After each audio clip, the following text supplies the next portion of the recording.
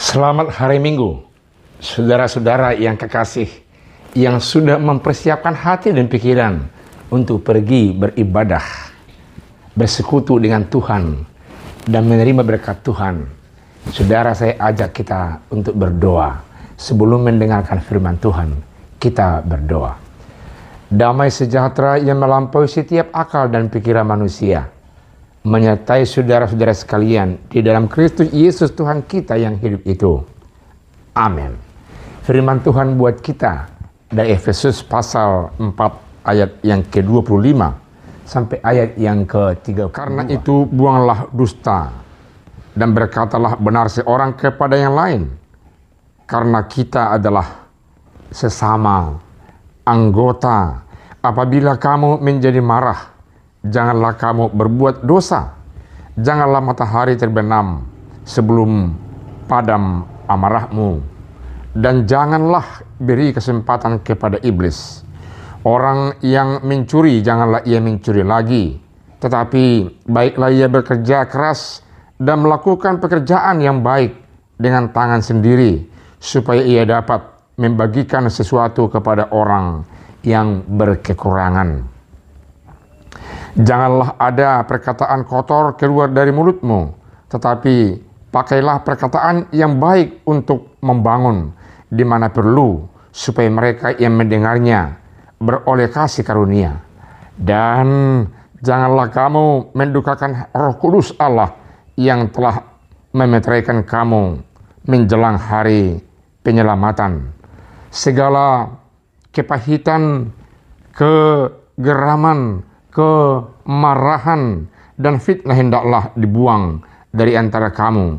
Demikian pula segala kejahatan. Tetapi hendaklah kamu ramah seorang terhadap yang lain, penuh kasih mesra dan saling mengampuni, sebagaimana Allah di dalam Kristus telah mengampuni kamu. Demikian firman Tuhan. Saudaraku yang kekasih, berpikir, berdiskusi, berbicara terkait dengan orang-orang yang ada di Efesus.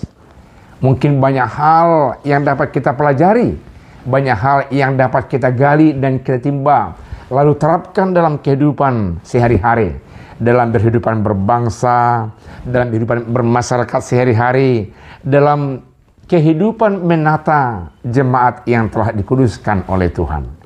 Dan penekanan firman Tuhan ini adalah bagaimana kita melihat, bagaimana kita membangun, bagaimana kita bersahabat sesama anggota tubuh Kristus yang telah dikuduskan dalam nama Yesus, yang telah dibangun di atas batu karang namanya Tuhan Yesus Kristus, supaya kita memiliki nilai plus dan memiliki pembeda dari orang-orang yang masih hidupnya seperti yang lama, yang tidak ikut dikuduskan oleh darah Kristus. Ini yang menjadi pesan utama di tengah-tengah kehidupan yang ada di jemaat Efesus. Saudara mengetahui bahwasanya Efesus itu adalah Turki yang sekarang, dan itu pernah menjadi ibu kota dari negara Romawi. Di sana ada banyak perpaduan antara budaya-budaya yang sifatnya dari Yunani dan dari Keyahudian, termasuk juga budaya yang bercampur aduk dari mereka-mereka sebagai orang asli yang ada di daerah itu ketika itu. Sehingga coba bayangkan, ada 3 budaya yang sangat kuat yang saling mempengaruhi dan tarik-menarik antara satu dengan yang lain. Dan bisa ini menjadi menonjol, dan sekalipun mereka, dia, atau katakanlah kita zaman sekarang ini memiliki iman kepada Yesus Kristus Tuhan kita, bisa saja kehidupan sehari-hari yang melekat mengkristal yang disebut dengan budaya-budaya ini menyeret kita, dan tertinggallah nilai iman yang dalam Kristus Yesus yang sudah menguduskan kita itu. Dan justru kata pengudusan itu, pembeda itu terletak pada kemampuan dan kemauan kita untuk meninggalkan hal-hal yang tradisional, yang pada hakikatnya tidak membangun persekutuan, tidak membangun kesatuan, tidak membangun keutuhan, dan tidak membangun kesejahteraan bersama. Justru itu yang dikritik oleh firman Tuhan kepada orang-orang Efesus dan kepada kita, agar kita hidup sungguh-sungguh kudus dan berkenan di hadapan Allah dan di hadapan sesama. Saudaraku yang kekasih, justru itu sebenarnya juga di sisi lain mau ditekankan bahwasanya pondasi kehidupan bukanlah tradisi, bukan budaya yang tarik-menarik itu, yang memiliki kekuatan di akar bawah itu, tapi adalah Kristus Yesus adalah pondasi kehidupan orang-orang beriman. Yesus Kristus adalah yang menjadi yang utama. Yesus Kristus yang meski sungguh-sungguh dasar kehidupan setiap saat orang-orang yang percaya. Karena itu dikatakan kalau kita melihat dalam ayat-ayat yang ke-25, ke-26, dikatakan jangan berbohong, berbicaralah dengan benar, bergaullah dengan benar. Karena apa? Karena kehidupan orang yang lama, kehidupan orang yang tidak kudus, amat sering jatuh kepada sifat-sifat yang berbohong dalam rangka menguntungkan diri kelompok atau mungkin komunitas yang tidak berdasarkan kasih Kristus, yang tidak berdasarkan bangunan pondasi Kristus yang mengajarkan supaya tidak berbohong. Dan itu mengacu kepada hukum Taurat yang telah diberikan kepada orang pilihan Allah ketika mereka dipimpin oleh Tuhan keluar dari penderitaan itu. Seterusnya, saudaraku yang kekasih, dikatakan kita meski menghindari amarah, jangan sampai memunculkan kuasa iblis.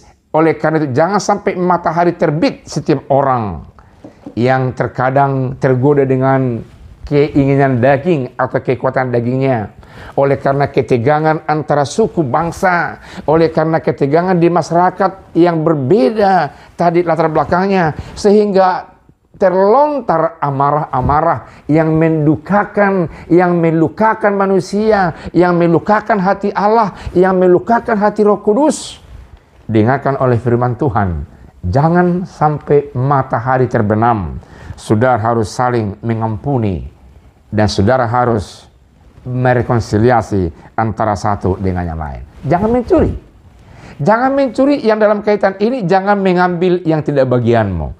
Jangan merindukan, jangan melihat selalu dengan mata nanar yang mau menjadi hak orang. Korupsi misalnya, itu enggak boleh. Diingatkan dari awal bahwasanya orang yang kudus, orang yang dikuduskan oleh Tuhan, yang hidupnya dibangun atas dasar Kristus, itu tidak boleh untuk merindukan hak orang, tidak boleh mencuri, tidak boleh korupsi. Karena itu bekerja keraslah, bekerja keras, harus bekerja, dan saudara dan saya dijanjikan Allah akan memperoleh hasil yang luar biasa. Di samping itu jangan berkata kotor, karena berkata kotor tanpa terasa kita melukai hati orang, kita membuat orang sepertinya tersisih, membuat orang sepertinya jadi menimbulkan rasa tidak nyaman dan aman dalam kehidupannya sehari-hari. Saudara sama dengan membunuh kalau saudara melontarkan kata-kata senonoh, kata-kata yang kotor, kata-kata yang memfitnah terhadap orang-orang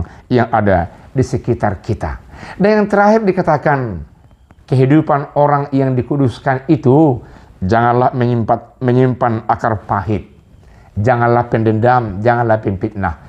Tidak bisa di dunia ini manusia tidak bergesekan. Selalu ada satu dengan yang lain yang bisa tanpa disadari menimbulkan pergesekan. Tapi saudara yang kekasih, jangan sampai menyimpan akar pahit dari kita, sesama kita terhadap orang lain. Karena itu toh tidak baik.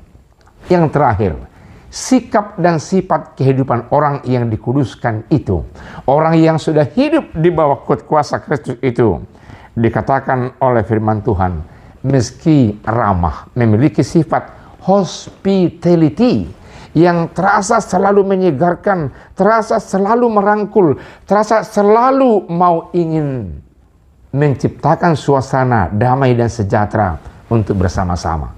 Betapa indahnya kehidupan orang-orang yang sudah menerima pengudusan dari Kristus Tuhan, yang itu bisa dimungkinkan dan layak ketika kita hidup bergaul sehari-hari hanya berdasarkan pengorbanan kasih Kristus di tengah-tengah kehidupan kita ini. Saudaraku yang kekasih, berangkatlah, gumulilah kehidupan sehari-hari dan senantiasa memperlihatkan pembaharuan hidup dalam Kristus, supaya saudara berkenan dan bisa memperbaharui orang yang ada di sekitar saudara. Berangkatlah dan Tuhan memberkati.